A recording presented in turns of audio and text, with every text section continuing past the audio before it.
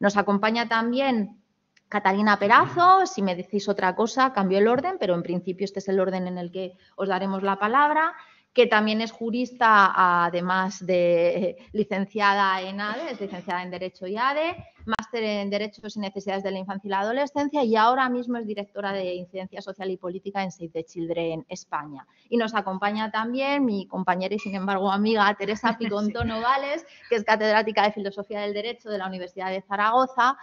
Trabaja en el Laboratorio de Sociología Jurídica, también de la Universidad de Zaragoza, es especialista en Sociología del Derecho de Familia y en Derechos, Bienestar y Políticas Sociales, de Infancia, Género y Familia. Y bueno, sin más dilación, Vicente, cuando quieras, tus 5 minutos de gloria, te escuchamos. Vale, acuérdate de decir tu nombre, va a hablar Vicente Castellanos. No sé si se oye bien a través del micro y si no, pues espero que me oigáis bien y sobre todo para la gente que pueda estar conectada afuera. Bueno, mi nombre es Juan Vicente Castellanos y como sociólogo y como profesor de la facultad y también como miembro del equipo de infancia y adolescencia. Hemos hecho el trabajo del ámbito 1, que es el trabajo relativo a la investigación sociológica o al marco sociológico de trabajo de campo, entrevistas, grupos y ahora vamos a empezar la fase cuantitativa. Bueno, pero sin más, bueno, poner un poco el punto de partida a este debate, a esta situación. Hoy en día hay 48.000, bueno, hoy en día, el año 2021, y estamos en el 2023. Quiere decir que hay un gap importante en cuanto a la información a la que tenemos acceso y en cuanto a las condiciones de esta información. Definiciones, conceptos. En principio, los datos sobre los que trabajamos son los del año 2021, con las diferencias que puede haber con el 23, que desconocemos, ¿no? 48.357 menores con alguna medida de protección, de los que 34.632 tenían algún tipo de medida de acogimiento. De estos 18.455, es decir, la mayor parte tienen un acogimiento familiar. Dentro del acogimiento familiar, 11.400 prácticamente están en familia extensa y 7.060 están en familia ajena. ¿Vale? Hay unos 1.185 centros de protección para el acogimiento residencial, en los que hay unos 16.177 menores. Esto viene a ser alrededor de unos 13,7, 14 prácticamente menores por centro, ¿no? Este es el tamaño medio. Como siempre dicen, pues hay alguien que se murió y alguien que comió un pollo entero y la media de que comió el pollo era medio pollo por persona, ¿no? Pero bueno, esto habrá que verlo desde este punto de vista, ¿no?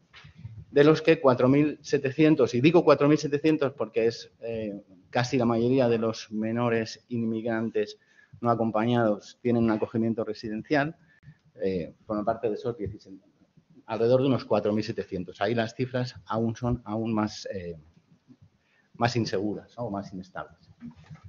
Bueno, el acogimiento residencial, hablando un poco de los grandes efectos que tiene sobre los menores, uno de los efectos que hemos encontrado es la soledad y el aislamiento. Tanto en el proceso de acogimiento, tanto dentro de la residencia como una vez terminado el proceso de acogimiento, ya sea por emancipación o ya sea por salida a su entorno habitual o acogimiento. Esto es un efecto, si queréis, directo de la residencia. Y otros problemas que tiene el acogimiento residencial, y en este caso hablando de los menores extranjeros no acompañados, tiene que ver con lo que se conoce con el efecto Ulises, y es la retención de estos menores que vienen con la carga, la responsabilidad de sacar adelante no solo sus propias vidas, sino también a sus familias, vienen con esa responsabilidad y se sienten atrapados en un sistema que les encierra y les retiene y les impide desarrollar su proyecto personal y familiar. Ellos son, al final, los adalides de una familia que depende de ellos para salir adelante y para mejorar sus condiciones, ¿no? Bueno, las alternativas que hemos identificado en los discursos son las casas hogar de pequeño tamaño. Hemos visto que hay, no solo en las iniciativas piloto, sino en muchas de las iniciativas que ya estaban en marcha, son casas hogares pequeñas de 8 a 10 menores que conviven con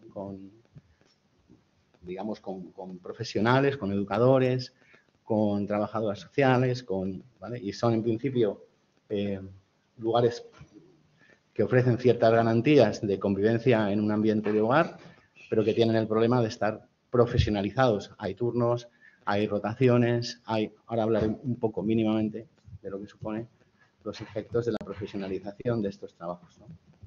Las familias de acogida extensa. Yo estaba también muy ilusionado con el tema de las familias de acogida. Me parecía una solución excelente hasta que hice un par de grupos de discusión con familias de acogida y encontré un poco, tendremos ocasión de hablar de esto en la mañana, encontré un poco todas estas. O sea, es un sistema que está bien y que es un sistema positivo si funciona bien y si está bien cubierto y si tiene las protecciones y apoyos suficientes. Y otro de los terceros, de las terceras soluciones que está ahí como punta de lanza es el acogimiento especializado. Digamos que viene a resolver el problema de estos menores institucionalizados con problemas de discapacidad, salud mental u otros problemas sobrevenidos. Y digamos que es un poco punta de lanza porque, bueno, en muchos sitios está empezando a ponerse en marcha y funciona relativamente bien. Si el problema de las familias de acogida tiene peros, el acogimiento especializado tiene aún más terreno por desarrollar. Pero estas serían como las tres grandes alternativas a la desinstitucionalización que están sobre la mesa, ¿no? Las barreras. Una de las barreras que hemos encontrado en casi todos los cursos es la disparidad territorial.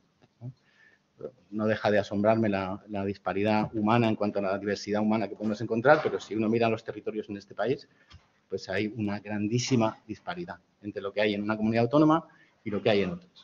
No voy a poner el dedo sobre ninguna, pero creo que es un asunto que por lo menos requiere una mirada a mucho detalle. Los itinerarios estanco, es decir, cuando un menor está en acogida o cuando una familia tiene un menor en acogida, visto desde otro punto de vista, pues tiene las limitaciones de que aquello pueda terminar en una adopción. Cuando un menor está en una residencia y pasa a familia de acogida, la vuelta es decir, hay itinerarios que son estanco y hay pocos puentes que se tracen de un itinerario al otro y que permitan flexibilizar la situación. Hay un discurso generalizado de ausencia de supervisión y control, en términos generales. Y aquí sí que podemos ser bastante críticos con que hay poca acción de supervisión de la administración, en este caso autonómica, porque es casi su responsabilidad, pero también de supervisión y de estandarización de procesos. Y por último, diría alta rotación y falta de formación especializada. No digo, todas las personas que ocupan esto tienen una altísima motivación, un altísimo compromiso personal, lo que les causa cierto síndrome de quemazón o burnout al cabo de un tiempo. Esto provoca una alta rotación. En general vienen con una alta formación de partida y luego la formación específica o se adquiere en el recorrido profesional o es difícil adquirirla. Y por último, yo he hablado de humanización en algunos, pero he tenido ocasión de desarrollar lo que tendría que ser, y esto sí que sale mucho en las entrevistas y en los grupos, poner al menor en el centro, es humanizar el proceso. Sobre todo se habla de considerar las emociones, que la emoción tenga un valor en el proceso de desinstitucionalización, que sea per se un valor a cuidar, que haya un único vínculo, es decir, hay como mucha rotación en los vínculos desde de distintos profesionales a lo largo de todo el itinerario. Hay que pensar que hay menores que tienen un itinerario muy diverso, entran en una institución, salen con una familia, vuelven a una institución, es una institución municipal, la otra es autonómica, en fin. Eso rompe el vínculo. Hay que hacer una intervención integrada, eso también sale un poco, es decir, que todas las instituciones implicadas, administración autonómica, municipal, asociaciones, servicios sanitarios, servicios educativos, que también están ahí, que forman un papel fundamental en menores que están escolarizados, bueno, pues deberían trabajar de una manera coordinada, y no solo coordinada es reunirse de vez en cuando, sino que haya una interlocución coordinada, ¿no? Hablando de los protocolos ágiles, se ha hablado de factores de institucionalización, los tiempos. Hay menores en acogida de urgencia que acaban en acogimientos temporales, que finalmente acaban en acogimientos permanentes, por dilaciones en los procesos administrativos. Esto es un tema que hay que tener muy en cuenta. La intervención personalizada, qué decir, si consideramos las emociones, es decir, hay que hacer un itinerario ad hoc para cada persona, para cada menor, para cada niña y niño o adolescente que tiene que construir su propio proyecto de vida personal. Pero estos itinerarios tienen que ser flexibles. No podemos hurtarle a nadie el derecho a equivocarse. Es decir, el itinerario puede ser reversible, debe ser reversible, debe poder decir, oye, ahora hago esto, pues este no es mi camino, pues quiero este. Y por último, incluir la opinión de la menor. También han salido la opinión de las familias. Las familias de acogida tienen poca voz en todo el proceso. Cuando hablo de la menor, también hablan de la familia de acogida. Y por último, aunque parece una cuestión menor, pero el control del espacio físico, es decir, poder disponer sobre tus propias cosas, tus juguetes, tu habitación, tu sitio o tu ropa o qué haces o qué no haces sobre tu propio espacio físico, es importante para las personas y así lo señalan en algunas entrevistas. No he controlado el tiempo, pero... Bueno, no pasa nada, porque ahora yo hablo menos y así vamos sobre lo que tengo que decir. ¿Me dejas?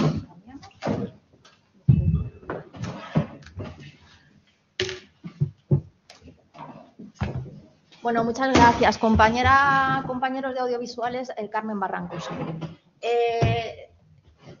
Es muy interesante cómo en realidad las cosas que se ha encontrado Vicente, que aparecen en las opiniones de las personas que están implicadas en todo este, digamos, sistema de protección, pues también coinciden en buena medida con las primeras conclusiones y las primeras propuestas que están saliendo dentro del equipo. Voy a intentar hablar muy poco, en vez de 10 minutos 5, porque las personas que están en la mesa tienen un resumen que más o menos es lo que yo iba a contar, sí. Y la mayoría de las personas que estén, a las que no, luego os lo mando si queréis, un poco como es un borrador con las primeras conclusiones, y la mayoría de las personas que están es la gente del equipo que también pues, saben las conclusiones a las que estamos llegando y los problemas a los que nos estamos enfrentando. De algún modo, la parte del informe que nos corresponde como grupo tenemos que abordar la situación, las alternativas y el marco ético, cultural y jurídico, que son las tres grandes líneas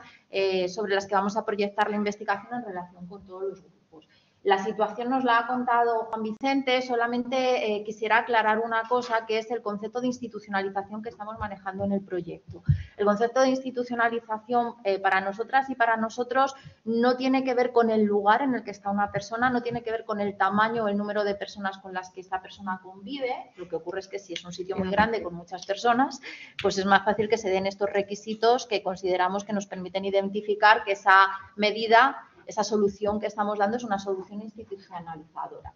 Básicamente, una cuestión que nos está preocupando mucho en el grupo de niños y niñas por las repercusiones que esto tiene para los derechos del niño y de la niña, pero también para el conjunto de la sociedad, es que la institucionalización implica el aislamiento de una persona de la comunidad. Y tiene la otra cara, que es que las personas con las que vives no las eliges. Te están obligando a vivir con esas personas y te están aislando del resto de la comunidad. Pensamos que para niños y niñas esto es un elemento muy importante, un factor muy importante que se está dando ahora mismo en el sistema de protección, y esta es una de las razones que nos llevan a pensar que ahora mismo como sistema, ahora mismo son conclusiones muy provisionales y queremos que nos ayudéis en lo que podáis, el sistema de protección es un sistema institucionalizado, porque básicamente esto es lo que se está consiguiendo con los niños y con las niñas. Primera conclusión, tal vez muy pesimista, pero esta es la primera conclusión en la que creo que en el grupo estamos de acuerdo. Las personas no tienen suficiente control sobre sus vidas y sobre las decisiones que les afectan. Los requisitos de la propia organización tienden a tener prioridad sobre las necesidades individualizadas de los residentes. Este es el concepto de institucionalización que estamos manejando, y si manejamos este concepto, como os digo, nuestra primera gran conclusión, o si queréis prejuicio, después de habernos informado un poco, es que el sistema es institucionalizador. Decía Vicente, predomina el acogimiento residencial. Es cierto que en términos numéricos no es la medida prioritaria, pero si las individualizamos, predomina el residencial sobre cada una de las fórmulas de acogimiento familiar. Y nos hemos encontrado como cuellos de botella a los chicos adolescentes, 11 y 17 años, mucha de la población de las instituciones son chavales en esta edad, más aún el movimiento sin residentes familiares en España, chavales y chavalas que viajan sin sus familias. Y también la proporción de niños y niñas con discapacidad en el acogimiento residencial, que es el que así a grandes rasgos hemos identificado como en principio institucionalización. La representación de niños, niñas y adolescentes con discapacidad es bastante superior a la proporción de niños, niñas y adolescentes con discapacidad en general en la población española. El sistema de protección es institucionalización por este predominio del acogimiento residencial, sobre todo ahí en estas personas, porque ha habido un inicio de un cambio cultural, pero este cambio cultural todavía no está en el sistema, todavía no permea todo el sistema de protección. Y un poco estos son los dos grandes elementos en los que nos basamos para decir que el sistema de protección es institucional.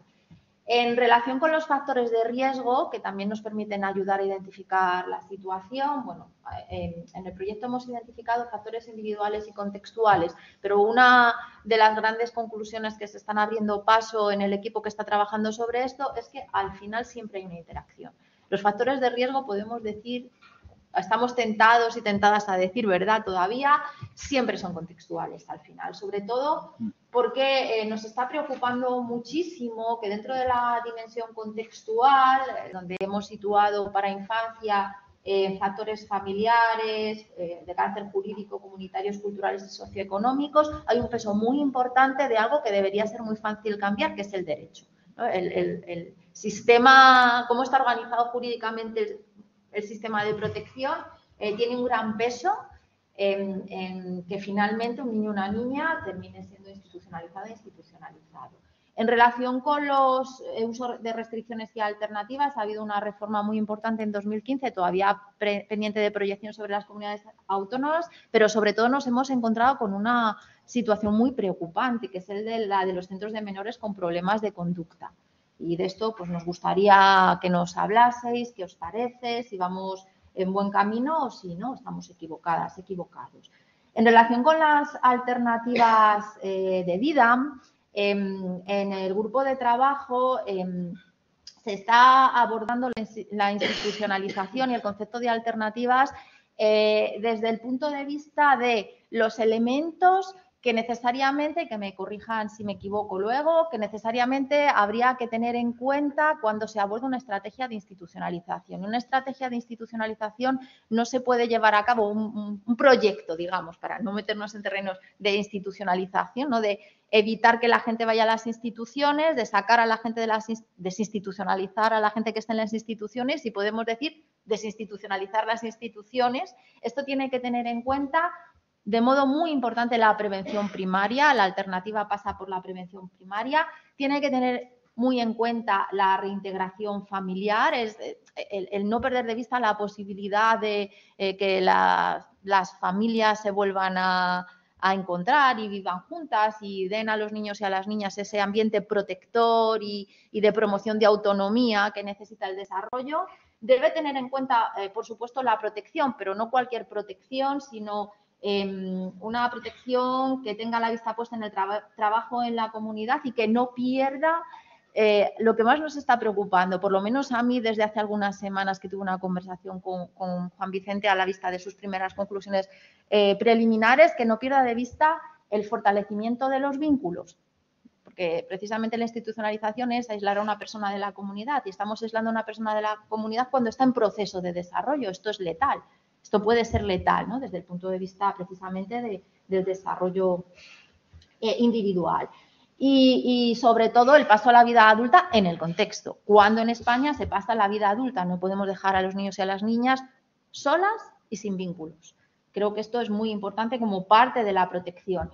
Y luego, en relación con este factor de riesgo que identificaba el grupo de trabajo como riesgo jurídico, digamos, el grupo de trabajo que ha trabajado sobre factores de riesgo, en el grupo de alternativas insistían mucho, a ver, yo lo traduzco como protocolización, en la planificación y gestión de las intervenciones, de forma que estén presentes todos los agentes que tienen que estar presentes, roles, perfiles profesionales, cuando se adoptan decisiones y que las decisiones no queden al albur de la formación o de la buena voluntad o del interés que tenga la persona que está interviniendo. Tiene que haber un sistema coordinado, sobre todo teniendo en cuenta un contexto donde la distribución del poder es como la de nuestro contexto. Estoy incumpliendo mi promesa.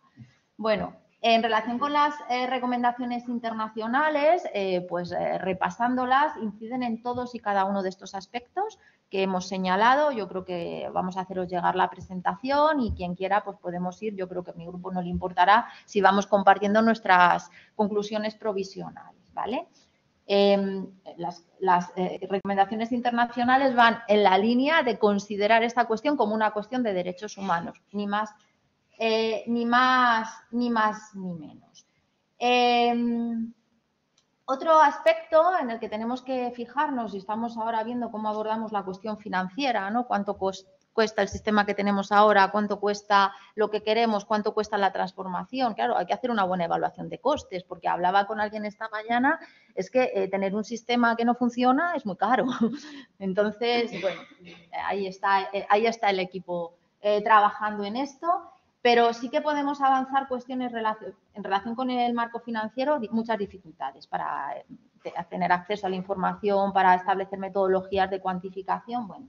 Pero en relación con el marco ético y cultural, ¿cómo lo diría yo? Vale, en este momento nuestro sistema de protección está basado sobre dos elementos, que es la protección y la vigilancia. Cuando el sistema constitucional y el sistema internacional dentro del cual el Estado español está inmerso, lo que plantea es que los sistemas de protección tienen que adoptar un enfoque basado en derechos. Creo que esta es la gran dificultad. ¿Cómo transformamos nuestro sistema con el marco ético, que desde luego al equipo del proyecto nos parece adecuado, pero que es el marco ético que está vigente en el derecho internacional de los derechos humanos y podemos decir también en el sistema constitucional español, que es el marco ético de los derechos humanos? Tenemos un obstáculo muy grande, que es el obstáculo de la división territorial del poder y cómo se manejan las cuestiones de servicios sociales en esta distribución territorial del poder. Es cierto que en otros grupos la cuestión está desfundamentalizada, digamos, desde el principio, porque o bien tienen una convención internacional que pasa con las personas con discapacidad, pero la normativa interna es ley orgánica, ley ordinaria, o bien ni siquiera tienen una ley interna ni una convención internacional que ocurre con mayores y con personas sin hogar. En el caso de niños, niñas y adolescentes, la paradoja con la que nos encontramos es con que en el contexto internacional está reconocido que es una cuestión de derechos humanos, está reconocido, en el ámbito interno está regulado por una ley orgánica, que esta mañana estaba muy pronto preguntándome, ¿no?, y buscando información por qué se eligió la ley orgánica para la ley 196, ¿no? Es que se me ocurría esta mañana, Cristina, ya hablaré. No, ¿por qué? ¿No? Porque me temo que tiene que ver por las cuestiones penales, ¿no? Toca al Ministerio Fiscal, pero bueno. Tenemos una ley orgánica, pero luego en los hechos, y también hablaba esta mañana con Luis Ángel, perdóname, con Luis Ángel yo sé que eres de diagrama, perdón, con Luis Ángel, al final la cuestión, los derechos de los niños, de las niñas y de adolescentes en el sistema de protección están regulados por pliegos de licitación y en el mejor de los casos por convenios colectivos. En el mejorcísimo de los casos, porque esto le da como otro tipo de entidad. Y bueno, y esto es todo. Lo siento mucho, he incumplido mi promesa y lo que queremos es escucharos. Entonces, pues nada, Ana, creo que te tocaba, ¿no? Venga. Ana Sastre. Pues nada, mi nombre es Ana Sastre. Primero de todo, gracias por darme la oportunidad de seguramente compartir mucha duda y mucha confusión y mucha hipótesis que a lo mejor no añade claridad, pero sí que, bueno, son reflexiones que por mi experiencia he ido teniendo, ¿no? Del documento que nos habéis entregado, a mí me parece, bueno, lo habéis mencionado los dos, me parece que o como lo llamáis, ¿no?, esa transición que tiene que combinar la inclusión en la comunidad, que yo creo que hay que poner un foco muy importante en todo el tema de la prevención. Es decir, esa inclusión en la comunidad nos hace que tengamos que trabajar como yo creo que uno de los elementos clave más importantes para la no institucionalización en la prevención, ¿no? En cómo se está abordando las distintas situaciones que bueno, en las que se encuentran los niños y las niñas que luego terminan en el sistema de protección y las familias, ¿no? Que yo creo que es un elemento clave también. Con ese proyecto que mencionáis, que también me parece muy adecuado, el proyecto de vida de cada persona. Yo creo que aquí esto hace que tengamos que inmediatamente pensar, o a mí me hace pensar, que justo ahora lo comentaba con Catalina, ¿no? La importancia de tener en cuenta el interés superior del menor en todo el proceso, que es algo que yo creo que los juristas estamos muy acostumbrados bueno, muy acostumbrados o manejamos, pero creo que quienes aplican luego las normas que se hacen desde un punto de vista jurídico, no. Y además que tiene su complejidad, porque es un concepto un poco abstracto, que varía mucho en función de la situación. Creo que es vital que dotemos a los profesionales de las herramientas adecuadas para que apliquen este interés superior del menor, que no creo que en ningún caso se esté haciendo como se debiera actualmente, ¿no? Y el otro punto, que bueno, viene un poco vinculado al interés superior del menor, es cómo garantizamos esa participación de los niños y las niñas en todo el proceso, desde la detección del riesgo de la intervención hasta luego la adopción de la medida. Yo creo que hay, no sé, quizá no desde un punto de vista muy jurídico y muy técnico, yo creo que Mari Carmen lo ha expuesto mejor que yo en una de las slides, ¿no? Pero que ha puesto. Pero es más, no sé si llamarle, o a mí me parece que tenemos que acompañar a los niños y sobre todo a los más adultos, más que proteger en el sentido de cómo entendemos esa protección de... O sea, yo creo que es una connotación que seguramente no será jurídica, pero sí sociológica, ¿no? La protección que implica como más cerrarlo y limitar derechos. Y hay que ponerse en el papel de acompañamiento a ese proyecto de vida individual de los niños, ¿no? Creo que también es muy acertado ese enfoque de cultura institucional que hacéis. A mí me parece que cada elemento que habéis desgranado de ese enfoque de cultura institucional me parece súper acertado, tengo que deciros.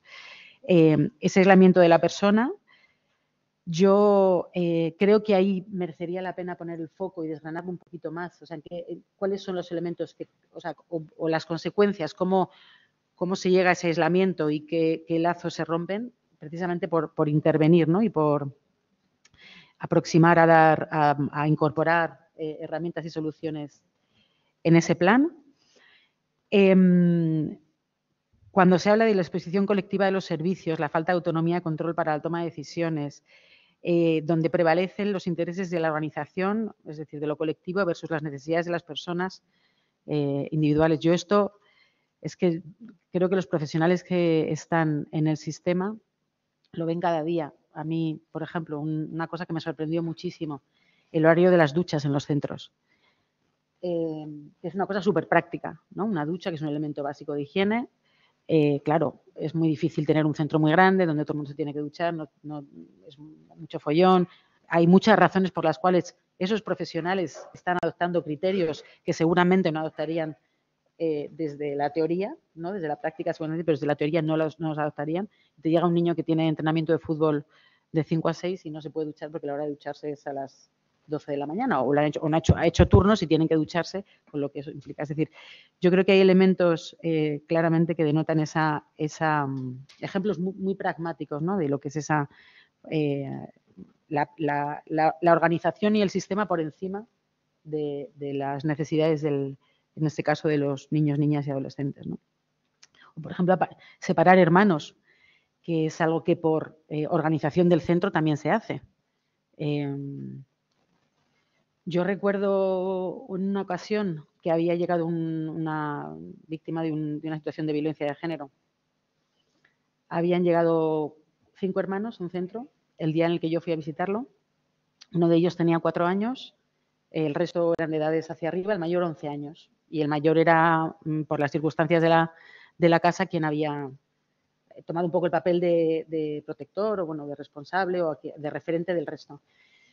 El pequeño estaba allí, el resto estaban en el colegio cuando yo llegué y el pequeño era muy pequeño y les habían separado en 2 pasillos distintos.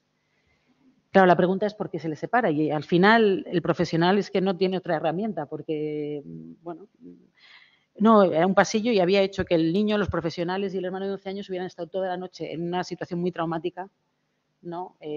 Teniendo que mover porque el niño echaba de menos al hermano, porque les había llevado la policía. Es decir, que no era una situación clara, ¿no? Yo creo que hay que ayudar a los profesionales a que hagan bien su trabajo porque no les estamos dando las herramientas. Ellos saben que esto no es así y además les preguntas y te dicen, no, pero bueno, claro, es que el niño, me acuerdo, el mayor necesitaba descansar porque llevaba mucha carga, pero claro, el mayor no descansó, se pasó toda la noche de un lado para otro, ¿no? Entonces, creo que podemos buscar muchas justificaciones, pero estamos también haciendo que los profesionales no apliquen la profesionalidad y las capacidades y las competencias que tienen, ¿no? En cuanto a los factores de riesgo, que sé que, bueno, seguramente se van a mezclar, a lo mejor voy un poco rápido para dejar espacio también para hablar. Creo que muy acertado también ese enfoque de, oye, es que prácticamente lo que decías tú, ¿no? Es el sistema. Yo creo que es que tenemos fallos en el sistema y estamos dando soluciones que no son útiles para situaciones que sufren las personas, los niños y las niñas y los adolescentes en este caso, ¿no? Y estamos utilizando la herramienta que tenemos, que es la institucionalización, en último extremo, pero es que no tenemos tampoco no hay herramientas suficientes para evitar esa situación de riesgo, esa intervención, ese por qué llega un niño pues, víctima de una familia disfuncional, por consumos, por lo que sea, ¿no? Creo que faltaría, y bueno, igual lo podemos, en la mesa que me toca esta tarde, lo podemos profundizar más. Creo que faltaría un enfoque de origen migrante entre comillas de segunda generación, más allá del menor extranjero no acompañado, que lo digo así que vosotros lo referenciáis muy bien en el documento, ¿no? Estos niños que vienen solos o no tienen referentes, bueno, muchos de ellos los tienen, ¿no? Pero hacen ese camino, los tienen en España, sobre todo por el perfil de los niños y niñas de origen migrante que llegan, ¿no? Y bueno, faltaría ese otro enfoque.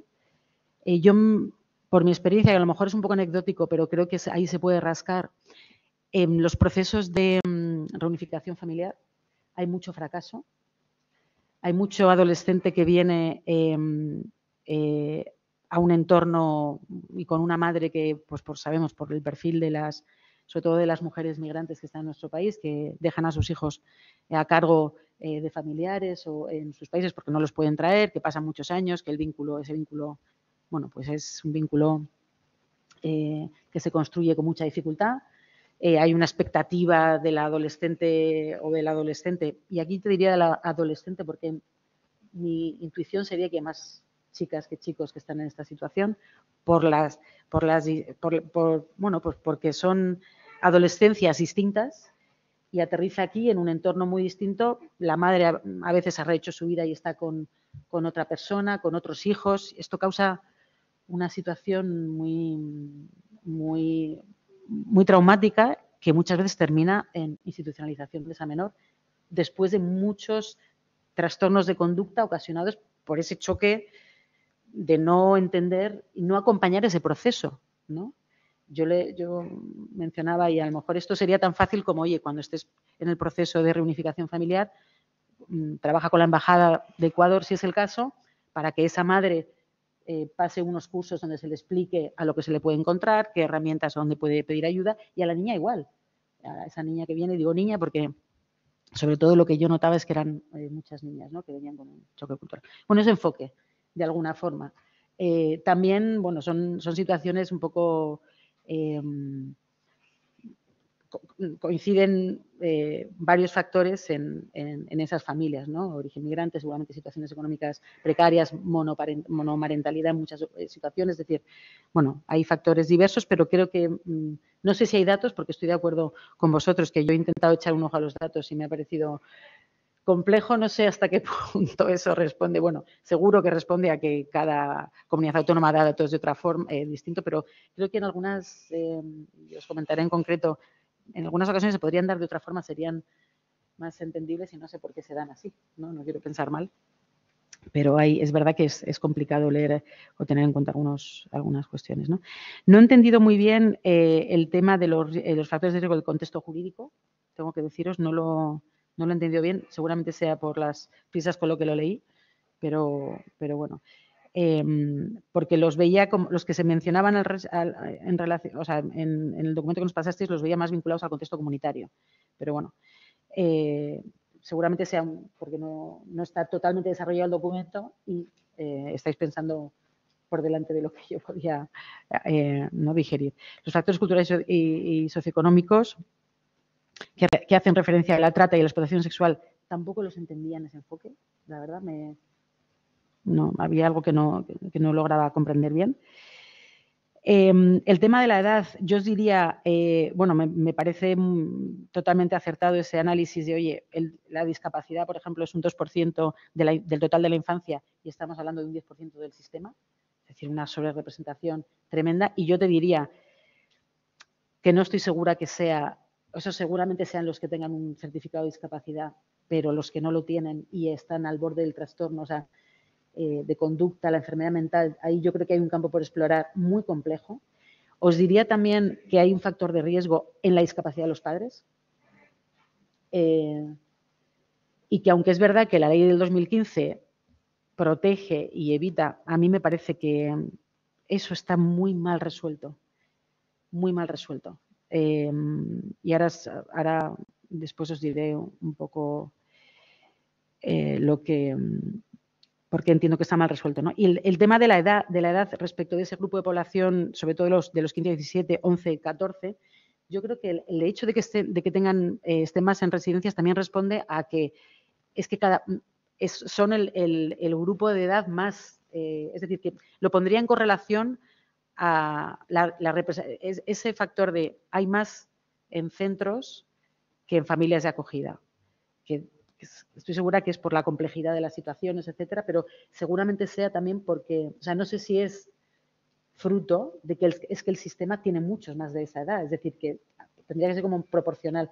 Bueno, no me he explicado muy bien, pero bueno, lo que vengo ahí es fundamentalmente que pongamos, o sea, porque tengamos en cuenta, ¿no? Y a ver, voy a ver si puedo avanzar más rápido, porque si no. A ver, claramente, creo que si fuerais capaces de analizar los recursos que se dedican en las comunidades autónomas a riesgo versus sistema de protección, intuyo que sería muy clarificador. Por muchas razones. Es decir, yo creo que el sistema de protección consume muchos recursos, es muy poco flexible, es muy estático y, bueno, pues es muy difícil cambiarlo.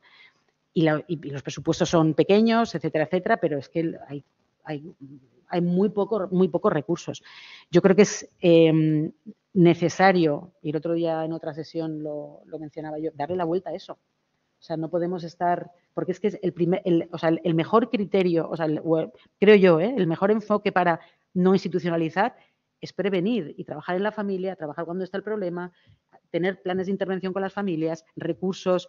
Se saben cuáles son muchas de las, o sea, hay indicios, ¿no? El que empieza a tener problemas en el cole a nivel ya un poco delictivo.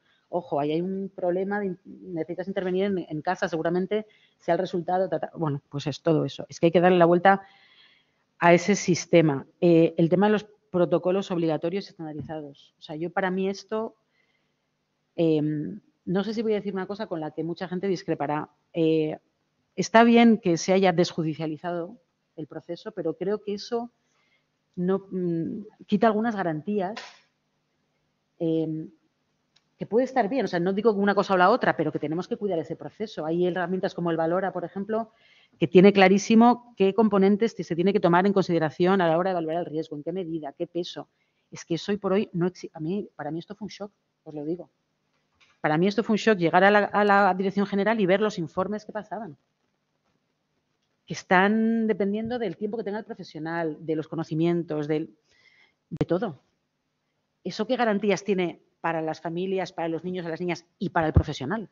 Es que yo me moriría. Si salgo de la universidad, me dicen, tiene usted que valorar esto y digo, ¿y cómo?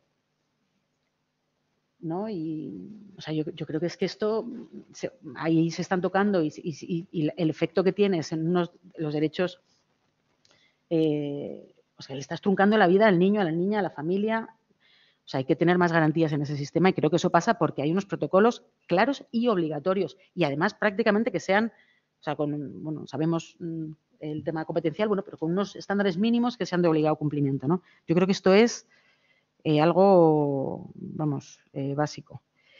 Y luego, en todo este tema, oye, hay que dar herramientas, hay que dar recursos, capacitación profesionales a los ayuntamientos, a los servicios sociales de base. Lo tienen que financiar las comunidades autónomas. A mí me parece que tal y como está el sistema sería lo más razonable. Hay ayuntamientos como el de Madrid que tienen muchísimos recursos, pero hay otros ayuntamientos en la Comunidad de Madrid, que es donde yo tengo conocimiento, que no tienen esos recursos. Eso tiene que estar cubierto. Y no tiene que ser mi competencia es la de proteger comunidad autónoma, la tuya es la de intervenir en servicios sociales. No, es que somos uno. Estamos trabajando desde el momento en el que tú detectas el riesgo, ya es mi problema. O sea, mi problema, mi responsabilidad, ¿no? Y tengo que volcar ahí. A ver, y ya voy a terminar porque si no... a ver, un elemento que a mí me ronda también la preocupación, ¿no? No sé si cuestionaría si las figuras que tenemos actualmente nos sirven o no del acogimiento. Por ejemplo, el de urgencia yo creo que funciona muy bien, o es lo que yo he percibido, ¿no? Funciona muy bien, pues ¿por qué no se hace urgencia con los adolescentes? Es que no lo entiendo, o sea, nunca lo he entendido. Es más difícil, seguramente, ¿no? Pero no sé por qué no lo hacemos todos con... O sea, sé, es complicado, pero podríamos ver que eso funcione y es un acogimiento profesionalizado, tanto grima que nos da lo profesionalizado. A mí ninguna, os tengo que decir, ninguna. Creo que es muy necesario en muchas situaciones y que ofrece mejores soluciones para... Que eso hay que regularlo, que tenemos que tener cuidado, pero como en todo el sistema. Es decir, porque la gente no cobre no significa que sea protector tampoco. Es decir, que todo eso hay que tener mucho cuidado. Yo creo que hay muchísimos profesionales que estarían muy dispuestos a desarrollar su trabajo en esos entornos más profesionalizados, en un acogimiento familiar y que además hay experiencias muy buenas. El tema del acogimiento temporal. No tengo claro que se estén tomando en función de... O sea, siempre hay un voluntarismo del sistema de, venga, vamos a ver si ayudamos a la madre a que esto lo solucione. Y yo lo he visto en muy pocas ocasiones porque no tenemos los recursos para ayudar a la madre. Entonces generamos ahí una disfuncionalidad que yo creo que no es clave, ¿no? Pero que puede estar poniendo algunas chinitas en el camino. ¿Por qué? Pues porque luego yo conozco a personas que han acogido temporalmente que luego se encuentran con que les dicen es que no es temporal. Es que no, la madre no ha salido adelante. Claro, eso hace que esa persona empiece a hablar y diga, es que esto, cuidado, porque yo no estaba preparada, en mi proyecto de vida no estoy preparada para hacer una... Y luego los niños, 2 años en una familia y luego esa no es tu familia estándar. Entonces, no sé si, oye, qué criterios, y también estandarizar eso, cuando claramente hospitalizaciones, oye, está claro que la madre no puede, eso está claro. Y luego, toda esa cultura, hay veces que se sigue viendo como cuando te vas al acogimiento familiar, rompes mucho más el vínculo, que no es verdad. Pero todavía se ve y yo he visto incluso a profesionales con toda la buena voluntad del mundo decirle a la familia, pórtate bien, que si no vamos a dar en acogida a tu hijo, estando en un centro. Cuando a lo mejor sería, venga, lo mejor para tu hijo no es que esté aquí como en una institución compartiendo duchas, y no, te vamos a poner esta familia. Y es igual de válido y además vas a tener relaciones, pero claro, para eso hay que dar esa vuelta al sistema que decís. Y luego, y ya termino, aunque tengo algunas cosas más que luego podemos decir, el tema de la relación entre la institucionalización de los menores con otros sistemas de institucionalización. ¿Cuántos de los menores que están institucionalizados terminan en la calle? Sé que los de plena inclusión lo tienen también muy identificado. ¿Cuántos de ellos terminan en las instituciones penitenciarias? ¿No? Es decir, esa relación que yo creo que nos ayudaría a evidenciar ese coste errático que tenemos del sistema. Estamos poniendo un montón de recursos, y son un montón de recursos, que nos están llevando a, bueno, esto es lo que decía Heckman, ¿no? Si pones mucho dinero en la infancia, seguramente estés evitando que muchos de ellos terminen en centros de menores, o sea, de adultos sin hogar, reduzcas autonomía y ya me callo. Bueno, yo si quieres sigo, ¿eh? Pero me acaban de escribir diciendo quedan 30 minutos para la sesión. Por favor, se acabó. Que lo sepas, Mari Perdón. Carmen. Yo lo sabemos todas y todos y nos quedamos sin café, súper culpa nuestra. Yo ya me he tomado 2 cafés hoy, así que no hay problema. Mil gracias, Ana. Bueno, luego si nos da tiempo, la persona de los factores de riesgo, pero en realidad tenía mucho que ver con las cosas que tú has dicho después, los factores jurídicos, ¿verdad? Entonces, bueno, Catalina Perazo, cuando quieras. Bueno, lo primero, agradecer que hayáis contado con Save the Children y conmigo para esto. La verdad que ha sido un lujo poder leer el borrador del informe. He aprendido muchísimo y me viene genial porque he terminado la tesis y ahora, además, es sobre derecho a vivir en familia, que se va a notar ahora cuando hable. Así que nada, encantada de poder meterme un poco más en esto. Voy a intentar ser breve y ordenarlo lo mejor posible. Como decía, me parece que el documento está muy bien, lo comentaba antes con Vicente, creo que ante el reto, la ambición del reto, lo que habéis conseguido es, es impresionante, ¿no? Yo creo que es un tema muy complejo y abordarlo así, pues tiene mucho mérito. Yo, evidentemente, voy a hablar desde donde yo lo leo, ¿no? Que es desde Save the Children, desde la parte de incidencia política, incidencia social y con un enfoque de derechos. Creo que es importante, como se mencionaba al principio, partir de cuál es ese concepto de desinstitucionalización. Creo que, ¿no?, el explicar muy bien y hacer un trabajo también de concienciación sobre cómo este concepto es un concepto en sentido amplio, como explicaba Carmen al principio, ¿no? Tanto el estar aislado de la comunidad y ser obligado a vivir con unas personas en concreto, que no hay suficiente control sobre las decisiones, ¿no?, sobre la propia vida y que se prioricen los requisitos de la organización sobre las necesidades individuales, como en esos ejemplos tan prácticos que nos ponía Ana.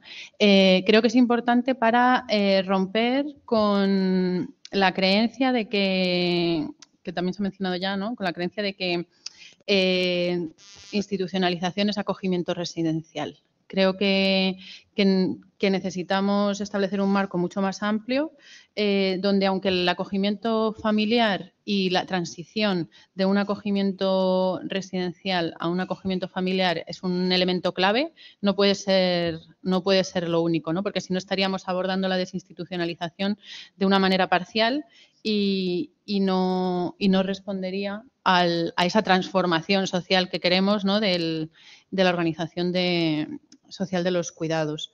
En esta reflexión, ¿no?, en esta transformación del sistema, hay que necesariamente partir del interés superior del niño, entendido como ese derecho del niño o de la niña a que la decisión que se tome sea esa que permite un mayor cumplimiento de sus derechos y del mayor número de derechos.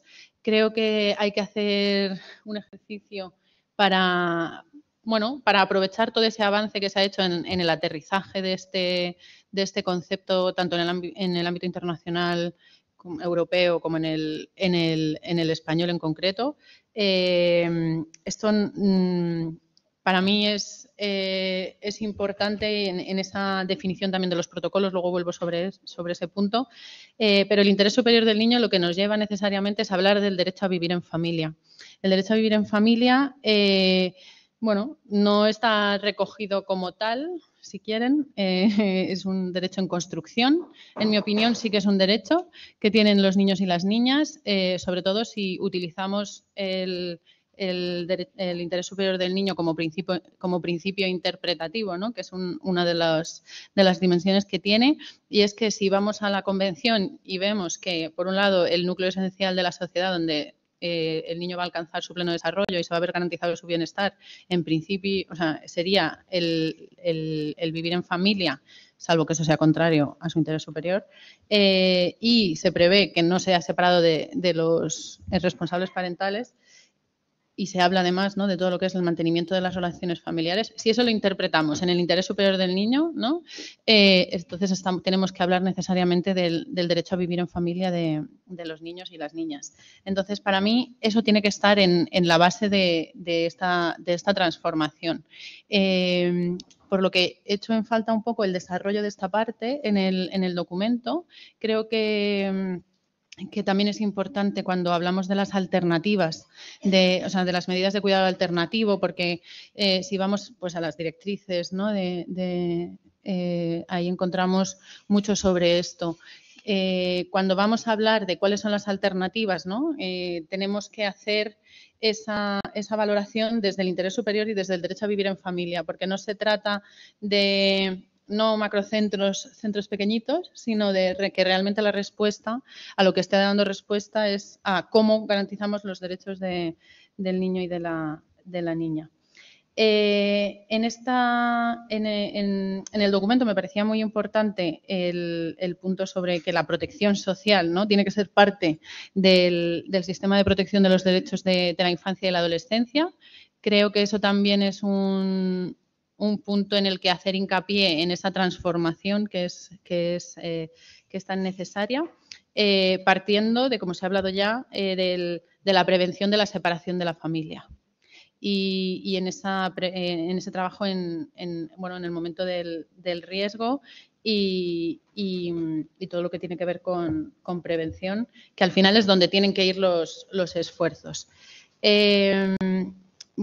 También como parte de esta protección social entendida como dentro del sistema de protección, no se menciona la construcción de los vínculos sociales como algo indispensable, ¿no?, que yo luego voy a estar en la mesa de un marco competencial, y sí que ahí, ¿no?, el papel de los profesionales tiene mucho que ver, y en el acompañar a esos profesionales y ofrecerles la formación y las herramientas va a ser importante. Y luego lo que tiene que ver con la transición a la vida adulta, que también es una carencia del sistema, como se ve en el documento, y está relacionado también con esos vínculos y esa necesidad de haber generado red que desde un sistema institucionalizador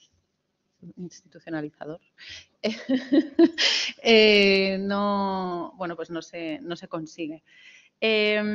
Solamente añadir una cosa sobre lo que tiene que ver con los protocolos y la estandarización de los protocolos. Yo creo que tenemos la base en el aterrizaje o en la incorporación en la legislación española de la Observación General número 14 en la Ley Orgánica de Protección Jurídica del Menor en 2015, cuando se traslada a nuestro ordenamiento cómo se tiene que llevar a cabo la determinación del interés superior. En algunas comunidades autónomas sí que se ha hecho el ejercicio de, ante una decisión que va a afectar a la vida de un niño o una niña, cuáles son los pasos y los elementos que se tienen que tener en cuenta, pero hace falta muchísima formación y en algunos casos también una adaptación de ese procedimiento, ¿no? Esa determinación del interés superior se tiene que hacer en el momento que se va a decidir si se separa el niño de la familia o no, en el momento de decidir qué medida de cuidado alternativo es la que mejor da respuesta a las necesidades específicas de ese niño o esa niña, y el hacerlo en las condiciones en que se está regulado, que de hecho yo tenía apuntada la misma duda sobre los factores jurídicos, porque a mí sí me preocupa que hay una cuestión que es en infancia, y lo mencionabais, hay muchas cosas que ya están en las normas. La cuestión es hacerlo, ¿no?, es la aplicación práctica de esto y hacerlo. Tenemos el marco estatal, ¿no? Cada vez hay más leyes autonómicas que se van aprobando de infancia, adaptándose tanto a esta reforma de 2015 como a la LOPIVI del 21. Pero es necesario hacer ese ejercicio. Al final, cuando vas a decidir qué medida de cuidado alternativo, tú tienes que ir viendo, ¿no?, todos los derechos del niño y de la niña. Para empezar, el derecho del niño a ser escuchado y que su opinión sea tenida en cuenta. Ese derecho también tiene que atravesar todo el proceso de desinstitucionalización, porque al final es, en en las condiciones en que los niños y las niñas, al final, su capacidad de participar es es progresiva, eso no quiere decir que no les tengamos en cuenta, sino que realmente el Estado, las administraciones, y todas, adaptemos los mecanismos a esas capacidades y a esa escucha. Pero realmente ese es el otro punto que creo que tiene que estar más desarrollado. Desde ahí también, porque creo que esto ya desde el punto de vista de incidencia, creo que es uno de los puntos donde se puede cuestionar, ¿no? O sea, sí que digamos que desinstitucionalizar un sistema de protección pasa por escuchar más a los niños y darle más voz. Pero se puede llegar a cuestionar desde cómo vas a escuchar, ¿no? O sea, cómo vas a sentarte a hacer un proyecto individualizado con un niño que, si no sabe expresarse, si no es suficientemente maduro. Creo que ahí puede ser una de las cuestiones para las que hay que tener respuesta desde el punto de vista de incidencia. Y yo creo que aquí me callo y así da tiempo a que hablemos todas y podamos conversar un poco. Gracias.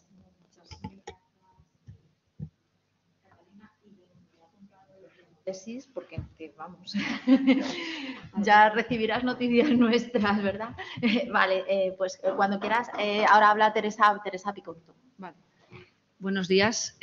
Para mí es un placer estar aquí.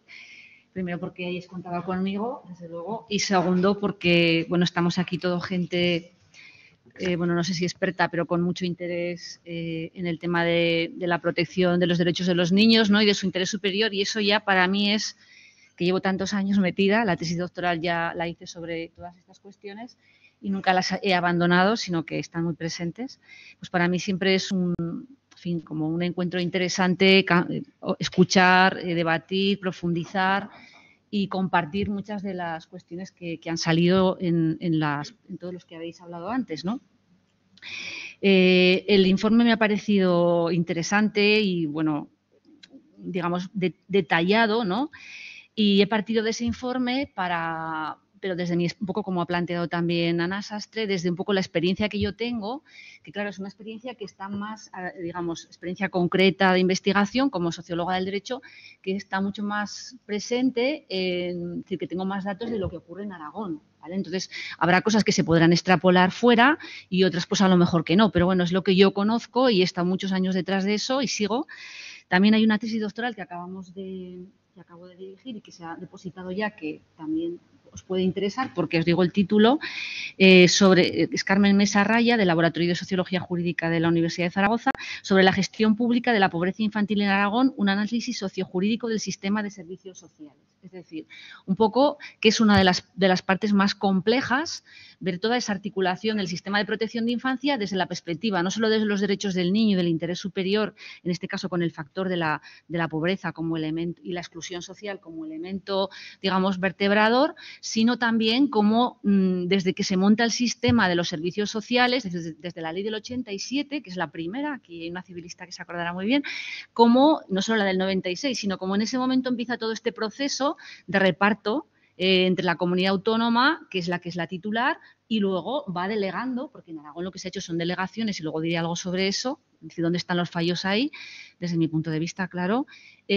con formas de delegación, cómo ha ido, por ejemplo, el ámbito del riesgo, delegándolo, es decir, desamparo comunidad autónoma, servicios sociales de las entidades locales, el tema del riesgo. Y ahí hay una problemática de gran complejidad, ¿no? Es decir, el riesgo fue como un concepto muy interesante que se incorpora en la ley del 96, de protección jurídica del menor, la orgánica, pero digamos que nos animamos todos mucho cuando lo vimos, pero luego realmente, no se le ha dado virtualidad, no se le ha dado recursos, no, es decir, yo creo que, y esto es también razón de por qué no, en mi punto de vista, por qué no está funcionando un sistema que ya lleva mucho tiempo y que las normas han sido bastante buenas y se han ido mejorando, sobre todo a partir de 2015, pero también antes su implementación, que es lo que decía Catalina, ¿no?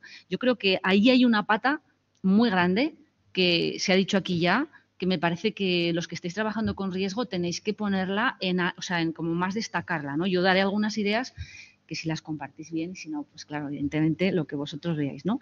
Luego hay una cuestión que me parece importantísima, que es el tema del planteamiento, es decir, y coincido con lo que ha dicho Carmen y con lo que ha dicho Catalina. Definir la desinstitucionalización, muy bien. Pero, y aquí coincido con Catalina, yo creo que también hay que definir la institucionalización. Quiero decir que si no, podemos tener un problema de planteamiento, por ejemplo, hacer como una dicotomía, ¿vale? Es decir, una cosa es la institucionalización y la desinstitucionalización es, digamos, a ver cómo se diría, es decir, que estén en centros, ¿vale? Pero ojo, porque en la institucionalización, si vamos desde la perspectiva más sociológica, también el estar en una familia también es una institución. Es decir, que allí hay que hacer algunas matizaciones y evitar, creo yo, esto es mi opinión, este planteamiento un poco dicotómico, porque la alternativa a la institucionalización no es solo que estén en un acogimiento familiar, que además yo creo que habéis puesto más el acento, me corregís por favor si no es así, en el acogimiento familiar externo, ¿vale? Es decir, no el de la propia familia o familia extensa. Que claro, en temas de riesgo es mucho mejor mantenerlo en el entorno comunitario, con lo que ha dicho también Ana, ¿no? Es decir, yo creo que no se le está poniendo la importancia que tiene a esa parte, incluso al momento, se podría trabajar, y coincido con Ana, en toda esa parte anterior a la situación de riesgo. Claro, allí nada, nada. Pero es que esto lo se viene reclamando desde el 96. Y nada, es decir, que parece que empezamos cuando hay una situación social o personal, a veces riesgos familiares, es decir, se detecta en la familia, en la unidad familiar, y entonces se trabaja. Pero claro, si realmente queremos evitar la institucionalización, es decir, entrar en lo que llamáis vosotros con muy buen criterio itinerario de institucionalización, realmente las políticas públicas tienen que estar mucho más acodadas, apoyadas también en esa parte, ya no solamente, es decir, además del instrumento Valora que mide, ¿no se me oye bien? Es que tengo poca voz. Además del instrumento Valora hay otros instrumentos que me parece que no son suficientes, porque estoy hablando todo de cabeza, lo tengo todo apuntado, luego me dejaré cosas. El instrumento Valora u otros, por ejemplo, el que se utiliza en Aragón, que ni siquiera es el Valora, que es anterior, lo que miden es la repetición del riesgo. Luego ya ha habido un riesgo. Entonces, ¿no podríamos contar con alguna herramienta o instrumento que desde los servicios sociales de base, que normalmente están en las entidades locales, podrían ya detectar, es decir, hay una serie de circunstancias objetivas, porque hay que darse cuenta que cuando hay factores de riesgo son acumulativos. Es decir, si una familia no tiene recursos económicos, ¿vale?, y tiene una situación muy complicada, seguramente hay no más que ese riesgo, pero si no lo trabajo desde el primer momento, seguramente se van a acumular otros factores. Y pongo un ejemplo.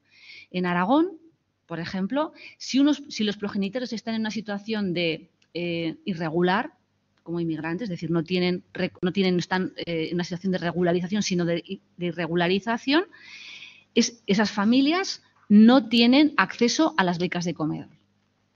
Entonces, estamos, digamos, es que esto se da, yo no sé aquí, pero tenemos un montón de paradojas. Es decir, si tú a familias que tienen una situación ya inicial de riesgo, que puede ser por la pobreza, porque no hay trabajo, porque no tienen vivienda, tal, les quitas respecto a los niños la posibilidad de becas de comedor, que ni siquiera la pueden solicitar, entonces, no sé si me entendéis un poco. Es decir, que es todo muy anterior, porque claro, allí es donde hay que, quizás, claro, ¿qué pasa? Que desde la perspectiva de las políticas, ese trabajo y esos recursos ahí se ven menos, porque lo que se ve es decir, bueno, pues hay tantos acogimientos, pero claro, si queremos evitar el itinerario de institucionalización, se quede donde se quede, porque igual se queda en un momento mejor que en otro, pero el riesgo es fundamental, pero también la situación anterior del riesgo, porque ya se podría recoger de alguna forma. Es decir, muchas veces en los colegios, en el ámbito sanitario médico, ya tienen elementos como para valorar. Entonces yo creo que esa parte es un poco como la asignatura suspensa, que llevamos hace tiempo, y que realmente con todos los cambios de gobierno, de políticas, allí. Luego hay otro problema también de coordinación y de supervisión que diré después, que también no ayuda a que eso funcione. Pero yo creo que ahí, es decir, que toda esa parte como alternativa a la institucionalización también hay que ponerla en alza. Y como algo que realmente no se ve y que ni siquiera tenemos información, porque eso no está recogido en ningún sitio. Y que las comunidades autónomas, yo creo que a ese nivel no están haciendo las cosas todo lo bien que podrían, vamos a decir, porque claro, yo aquí vengo, si luego se enteran los de Aragón van a decir, oye, pero es cierto, es decir, falta allí algo, ¿no? Luego, otra cuestión es también, es decir, esto ha salido también, es decir, que a esas familias, a la propia familia, de acuerdo además, muy de acuerdo con las dos, es decir, el derecho del niño no solo a vivir en un ámbito familiar, sino a, en la medida de lo posible, vivir en su propia familia, en la medida de lo posible, siempre que no le perjudique a su superior interés y a no ser separado de sus hermanos. Es que, claro, en el acogimiento familiar externo, es decir, el que se hace fuera de la familia extensa, sabéis que en Aragón tenemos la figura equivalente a la patria potestad que se llama autoridad familiar. En el derecho foral aragonés tenemos un derecho foral, bueno, ella lo sabe muy bien, Cristina, que la autoridad familiar realmente no se puede hacer nada sin contar con la familia extensa, con los abuelos, ¿vale? Entonces, aquí realmente, bueno, se cuenta, pero muchas veces esa familia extensa también necesita un plus de apoyos. Es decir, que, claro, esto es una realidad. Si yo comparo la familia de acogimiento externa, por decir que no es la familiar o del entorno comunitario, y la otra, están mejor, en mejores condiciones, son menos supervisadas, por cierto, que también hay fracaso allí. Y entonces, mientras que la familia biológica y la extensa, de abuelos, normalmente abuelos, o pueden ser tíos, está sometida a un control terrorífico. Es decir, están muy controladas. Mientras que la otra, una vez que les dan la idoneidad, creo que se llama así también, pues una vez que te dan la idoneidad ya vas funcionando y ahí no se sabe lo que pasa. ¿Qué problemas tenemos nosotros? O casos que yo he conocido. Los niños de 9, 10, 11 años, cuando les dan la opción de irse a otra familia distinta, ya no es que la madre, por ejemplo, lo de los padres se entiende bien, que a veces, yo recuerdo cuando empezó a funcionar todo el tema del desamparo y les hacían la posibilidad de un acogimiento que no fuera preadoptivo, que entonces todavía no estaba previsto claramente en la ley, muchos padres preferían que los niños tenerlos en centros, ¿vale? Porque para ellos, digamos, desde el punto de vista personal y emocional, no los desacredita como padres, ¿no? Entonces ellos, es decir, hay un interés allí que, bueno, es entendible, pero, claro, el interés superior del menor va por delante. Entonces, se les lleva una familia de acogida. Casi todas las familias de acogida que no eran orientadas a la adopción acababan en los tribunales en ese momento porque los padres rechazaban, los progenitores, que su hijo preferían que lo llevaran a un centro. Esto hay un montón de sentencias judiciales en ese sentido. Pero es que nos encontramos también niños, a partir de los 9, 10 años, que cuando les dices, vete a una familia de acogida, que además no quieren ir a una familia distinta de la suya. Y muchas veces cuando se trabaja con familia acogedora externa, digamos, no se trabaja suficientemente y de manera paralela con la propia familia. Porque lo que ha dicho Catalina, es decir, siempre que se pueda, se tiene que volver. Siempre que se pueda. También ha habido momentos desde el punto de vista de las políticas públicas a nivel intereuropeo, vamos a decir, sobre todo, donde primero las familias biológicas en los modelos de intervención, digamos, ¿no? Que lo cuenta Lorraine Foss Harding. Hay 4 modelos. Entonces, primero, el primer modelo históricamente, en los años 60, 70 del siglo XX, era, es decir, con la familia biológica la dejaban completamente de lado. En un segundo momento, ya en los años 90, 80-90, se empieza mucho más a trabajar con la propia familia, es decir, la biológica no hay que soltarla. Y eso es un dinero y eso es una apuesta. ¿Por qué? Porque a lo mejor en un momento dado puede volver. Puede volver y eso siempre es interesante. Porque hay que pensar en otra cuestión aquí, con la transición a la adultez. Con niños, tenemos casos también de niños que han estado institucionalizados, hay como 2, que yo conozco, hay 2 asociaciones en Aragón. Una de menores extutelados, que tuvieron una tutela por desamparo, que ya son adultos, y son una asociación y van contando sus experiencias por ahí, que por cierto muy interesantes. Y luego tenemos también menores que, digamos, estuvieron institucionalizados una época de su vida y han hecho la transición a la edad adulta, y también van un poco, es decir, son asociaciones que, digamos, tienen como unos criterios y basados en su experiencia.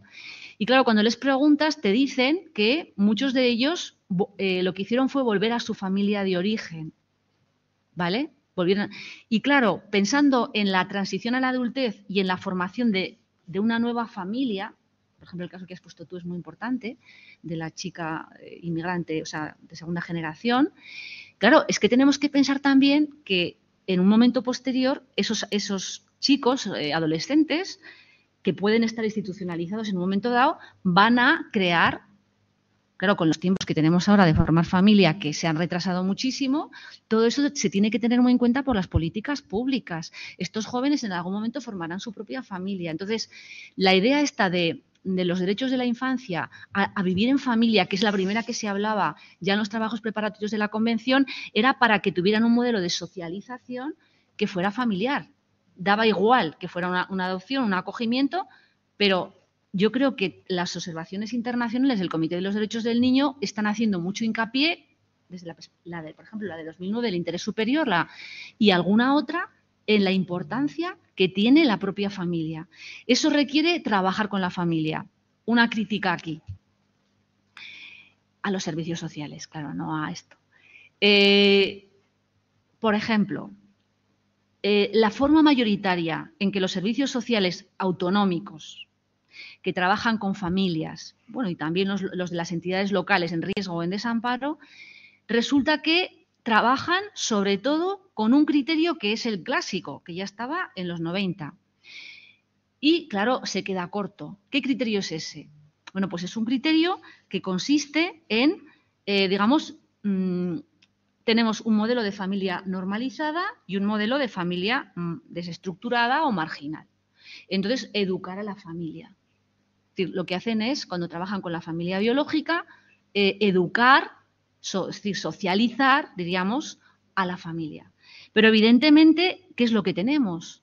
Tenemos que hay un montón de situaciones que ahora mismo son de riesgo en las familias que no son contempladas y que exigen otras herramientas de trabajo y otros análisis. Pongo, por ejemplo, y aquí está Cristina que me podrá entender, ¿qué pasa cuando en situaciones de ruptura hay una alta conflictividad? Ruptura, divorcio, separación, esas que tienen una alta conflictividad, que la verdad que la separación con entrar en violencia no se sabe muy bien dónde está, porque hay un zigzag allí. ¿Vale? Claro, trabajar con esas familias, pues por ejemplo, se me ocurre que instrumentos como la mediación familiar o incluso el que es más cuestionado, la coordinación de parentalidad, ¿por qué no se utilizan? Porque la mediación familiar lo estamos utilizando sobre todo a nivel judicial, pero habría que llevarlo al terreno de lo social porque es realmente su sitio. Es decir, su lugar no es en el proceso judicial. Y creo que sería un instrumento interesante. La coordinación de parentalidad, ya sabemos que hay como dos modelos. Yo no soy muy favorable a que exista coordinación de parentalidad, pero bueno, es un instrumento que a nivel de lo social, quizá en este tipo de situaciones familiares podría ayudar, ¿vale? Todo el tema que tiene que ver con la identidad cultural o con la identidad de género.